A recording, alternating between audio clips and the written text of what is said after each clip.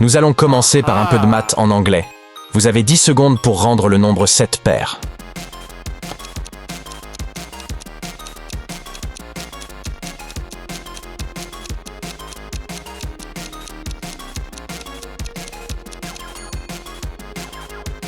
Ça n'a en fait rien à voir avec les maths. En anglais, pour rendre 7 paires, il suffit de retirer la lettre S au mot 7.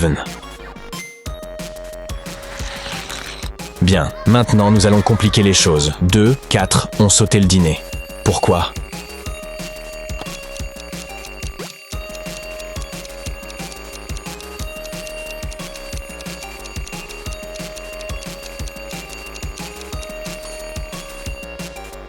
Parce qu'ils sont 8 ou 8 et at en anglais est le passé de manger. Une petite dernière pour finir de s'échauffer. Dites-moi quels chiffres sont toujours en mouvement.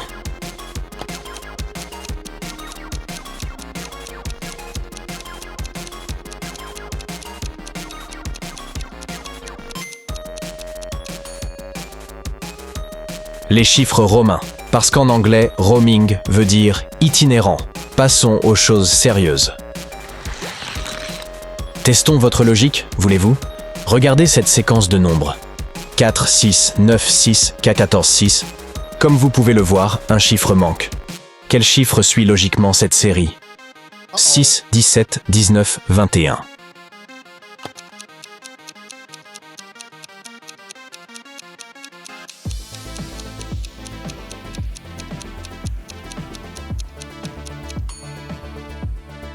Si vous avez choisi le nombre 19, félicitations. Vous voyez, on ajoute chaque fois 5. 4 plus 5, 9, 9 plus 5, 14, et 14 plus 5, 19. Les 6 placés entre les autres nombres ne changent pas. Ils ne font en quelque sorte qu'encadrer ou séparer les nombres de la série. Regardez maintenant cette image. Combien y a-t-il de triangles ? Attendez, je vais vous aider un peu. Alors voilà, 7, 8, 12, 18.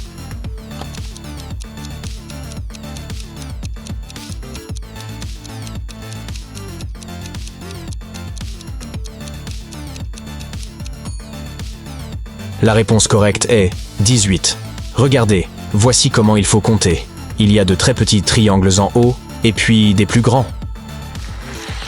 Bien, ceci n'est pas une devinette, mais un petit tour de magie pour faire de vous le plus rapide de votre classe. Si vous devez multiplier un nombre de 1 à 10 par 9, vous n'avez besoin de rien d'autre que de vos mains. Placez vos 2 paumes devant vous et attribuez un nombre à chaque doigt, comme à l'écran. Si vous devez multiplier 3 par 9, pliez votre doigt numéro 3.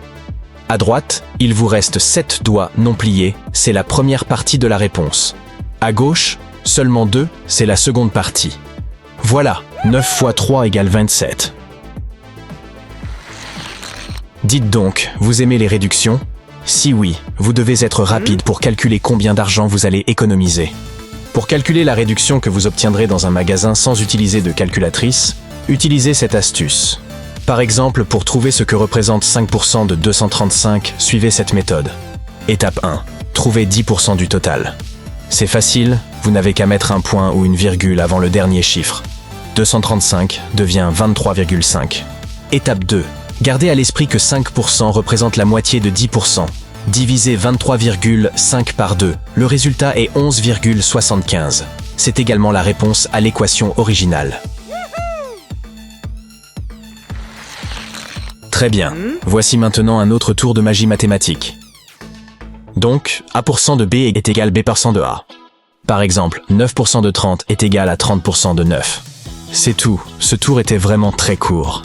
Vous me remercierez probablement un jour quand vous aurez utilisé cette astuce dans un contrôle. Un tour de magie mathématique pour sauver votre fête. Qu'est-ce qui est plus grand, une pizza de 45,72 cm ou 2 pizzas de 30,48 cm ? Vous avez 10 secondes pour réfléchir.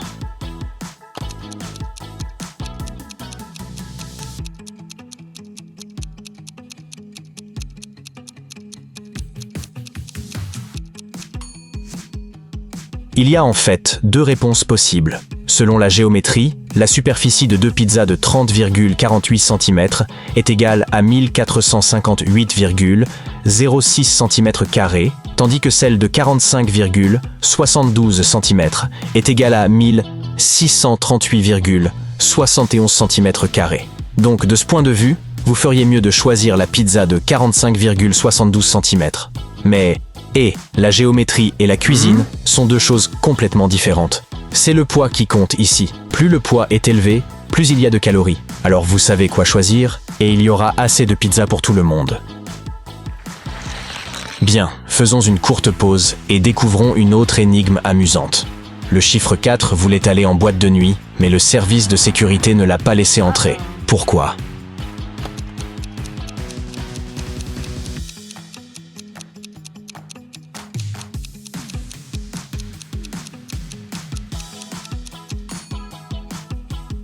Parce qu'il était trop carré. Pas de chance, l'ami. Dans le monde de la géométrie, tout le monde dit que ce triangle, Jack, est impoli. Que pourrait dire Jack, le triangle impoli, à Jerry, le cercle?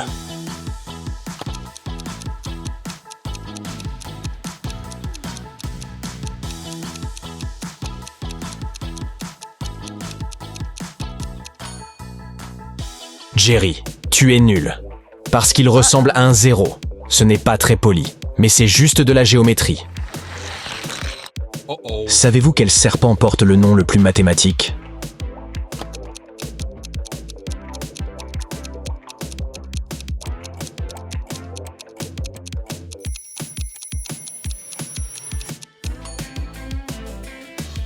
Le python.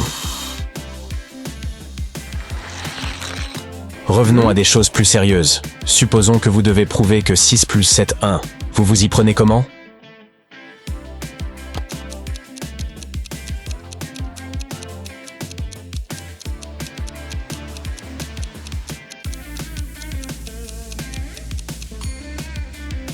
Non, ce n'est pas magique. Il faut seulement changer de perspective. Disons que ce ne sont pas des chiffres, mais des heures. Vous voyez où je veux en venir? Et oui, 6 heures du matin plus 7 heures égale 1 heure de l'après-midi. Bien, quelque chose de plus difficile. Et si je vous disais que 2 plus 2 égale 5? Oui, vous me renverrez illico à l'école primaire, mais je peux vous le prouver. Faites bien attention. Techniquement, c'est incorrect, mais il existe des méthodes amusantes pour prouver le contraire. Voici la méthode la plus simple. Admettons que 0 égale 0. Maintenant, 0 peut résulter de la soustraction d'un nombre par lui-même. Donc, supposons que les deux chiffres du côté gauche et du côté droit sont 4 et 10. Donc, 4 moins 4 égale 10 moins 10. 4 peut être écrit comme 2 au carré, et 10 peut être écrit comme 2 multiplié par 5. En résolvant davantage l'équation, nous obtenons 2 au carré moins 2 au carré égale 2 fois 5 moins 2 fois 5. Et quand nous arrangeons un peu les choses, nous obtenons 2 moins 2, 2 plus 2, égale 5 2 moins 2. En annulant 2 moins 2 des deux côtés, nous obtenons 2 plus 2 égale 5. Voilà, c'est prouvé. Mais n'essayez pas ça pendant votre cours de maths. Je crois que votre prof ne sera pas très impressionné. C'est seulement pour s'amuser. Ceci n'est pas une énigme mathématique, mais plutôt une autre astuce magique qui pourra vous être utile lors d'un examen. Voici comment vous pouvez rapidement calculer le carré d'un nombre à deux chiffres, se terminant par 5. Utilisons le nombre 35 comme exemple. Étape 1, multipliez le premier chiffre par lui-même plus 1. Étape 2, ajoutez un 25 à la fin. 35 au carré égale 3 multiplie, 3 plus 1, 25. 12 et 25 égale 1225. 35 au carré égale 1225. Voilà, cool, non? Voici une autre astuce de multiplication. Pour multiplier facilement n'importe quel nombre par 5, il suffit de diviser ce nombre par 2 puis de le multiplier par 10. Par exemple, multiplions 64 par 5. Étape 1, on divise 64 par 2 égale 32. Étape 2, on multiplie 32 par 10. Il suffit d'ajouter un 0 à la fin. Vous obtenez 320. Et cela vous a pris seulement 5 secondes. Encore un peu de magie. Vous savez déjà comment multiplier par 5 super facilement. Et vous pouvez faire la même chose avec 6. Mais attention, ça ne fonctionne que pour les nombres pairs. Alors, voyons comment ça marche. Disons que vous devez multiplier 4 par 6. D'abord, vous devez diviser 4 par 2. Vous obtenez 2. Ensuite, placez 4 après 2 et vous obtenez 24. C'est la réponse finale. Cela pourrait ne pas fonctionner avec des nombres plus grands. Il vaut mieux de toute façon apprendre la table de multiplication par cœur. Je peux lire dans vos pensées. Si vous ne me croyez pas, pensez à un nombre. Faites simple, car vous allez devoir faire un peu de maths. Et vous aurez probablement besoin d'une calculatrice pour jouer à ce jeu avec moi. Bien, vous pensez donc à un nombre.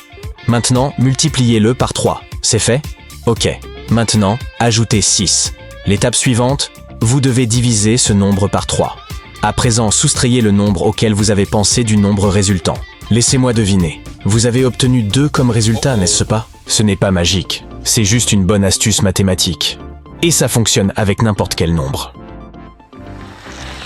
Si vous avez déjà eu du mal à apprendre tous les chiffres du nombre pi, laissez tomber. Il y en a des billions. Mais il y a une astuce pour en retenir au moins 7.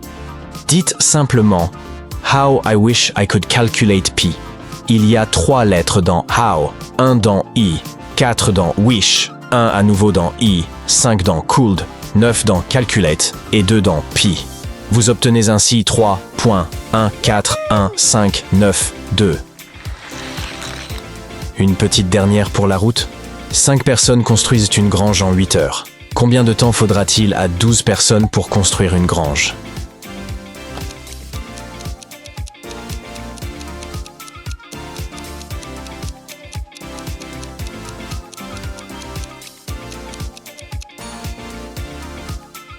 Pas de temps du tout. Pourquoi construiraient-ils une nouvelle grange si les 5 premiers l'ont déjà fait? Laissez un peu les gens se reposer. Et puis ça n'a rien à voir avec les maths. Nous, les humains, sommes assez compliqués comme ça. Et nous n'obéissons pas aux règles mathématiques. Et si ces 12 personnes formaient 2 équipes de 6 et commençaient un match de volley au lieu de construire une grange?